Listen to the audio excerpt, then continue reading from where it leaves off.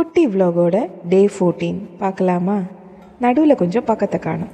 Video எடுத்து வச்சுட்டு voice over கொடுக்காம 2 நாளாக அப்படியே வீடியோ பெண்டிங்கிலே போயிடுச்சு. நம்ம எப்பயுமே ஒரு விஷயம் பண்ணணும்னு நினச்சா அதை அப்பயே பண்ணிடணும்.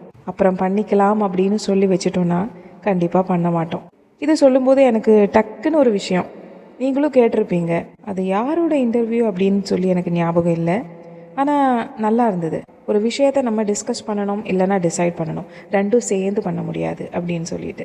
அது உண்மைதான். ஆனால் நம்ம ஒரு விஷயம் பண்ணணும் அப்படி முடிவு பண்ணிட்டோன்னா டக்குன்னு டிசைட் பண்ணிடணும்.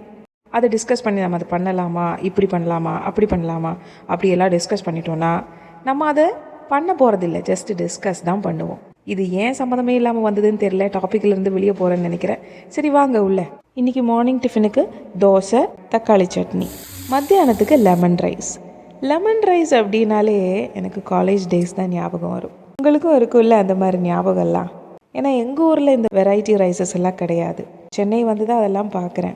இப்போ நம்ம விதவிதமாக சாப்பிட்றோம். ஆனால் கூட அந்த டேஸுக்காக தான் இன்னும் மனசு ஏங்கும். இந்த டைம் நம்மளுக்கு திரும்ப வேணும் அப்படின்னு கேட்டேன்னா எனக்கு காலேஜ் டேஸ்க்கு போகணும், இல்லைன்னா ஸ்கூல் டேஸ்க்கு போகணும் அப்படி தானே சொல்லுவீங்க. நான் அப்படி தான் சொல்லுவேன். எல்லாமே இருக்குது. இப்போ அந்த டைமில் நம்மக்கிட்ட எதுவுமே இருந்திருக்காது. ஆனால் அந்த ஞாபகங்கள் அதெல்லாம் கண்டிப்பாக அவ்வளோ சொல்லும்போதே அவ்வளோ சூப்பராக இருக்கும்.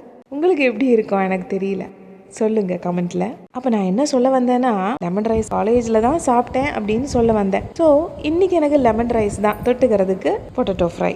இன்றைக்கி மார்னிங் ரொட்டீன் முடிக்கிறோம். வீடியோ பிடிச்சிருந்தா ஹார்ட்டை கொடுத்து ஃபாலோ பண்ணுங்கள். வாழ்க வளமுடன்.